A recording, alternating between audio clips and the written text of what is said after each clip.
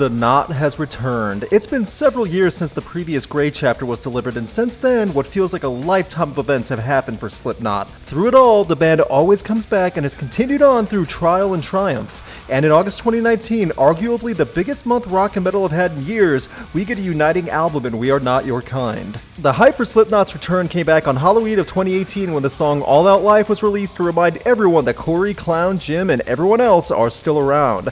Months later, as news and singles started coming forward for a new album along with a killer Knotfest Roadshow tour, that hype could not have been brought any better than what was consistently delivered in doses until we were fed a full blast of devastation. We Are Not Your Kind, running 63.5 minutes through 14 tracks, is what Corey Taylor says goes into new territory. In an interview with the man regarding the album, Taylor said, "As a whole, and I can say this honestly, it is probably the furthest we've pushed the boundaries of creativity and experimentation while also not losing our identity." Slipknot albums from the past, going back to the self-titled all the way to the Grey Chapter, feel like they have unique identities. Rather, there are defining characteristics of each album. If that was one of the goals of We Are Not Your Kind, then Slipknot succeeded. From the opening moments in Insert Coin, you get the feeling of an album that's intended to stand out in a different way, both for the band and in today's current music scene. Two big singles preceded the album release in the harrowing Unsainted and heavy Solway Firth, which are the true opening and closing songs. Both of these tracks are huge in scope, with the ever-present percussion section slamming through the music.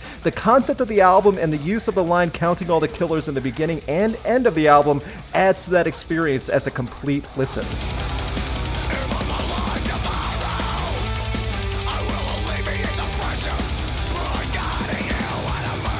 As much as I enjoyed the Grey Chapter, the music and delivery from the band seems tighter and more in unison on We Are Not Your Kind. You get that feeling of a group production in the entire playthrough, and not just musicians recording their individual track layer and then calling it a day. Solway Firth is crushing while it keeps a steady pace, while not going over the top. Many songs on this album fall under that description as well. Some of my favorite songs include Nero Forte, Red Flag, and Critical Darling, the latter having thunderous verses leading to clean choruses that soar. Red Flag is frantic and angry. Nero Forte is where Corey really becomes a madman and kills it with the intensity that makes this track fun to blast loud. Jim Root said in an interview that while the music industry is moving towards singles, Slipknot wanted to make a front-to-back album as an experience. That aim made all the difference, and it truly feels that way as you listen along with the madness and get sucked into pounding rhythms. The band has made new music that isn't the same sounding tracks from years past, but still is in every way from the same band.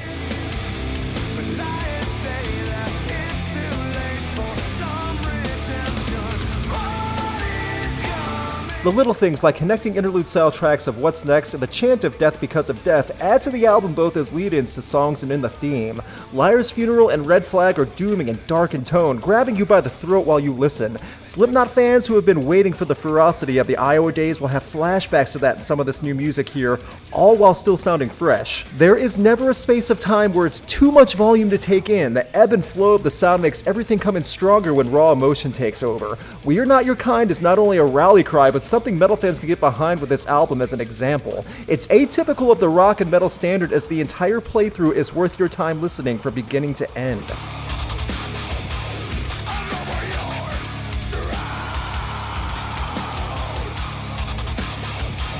What takes this album to the next level is how Slipknot succeeded in their goal of pushing the boundaries and experimentation while keeping their own identity. Every second of this album feels like Slipknot. It's the best album they have created in years, and it stands out in a sea of mediocrity in current rock and metal. Overall, We Are Not Your Kind is the rare example where a band exceeds high expectations while delivering on what was promised.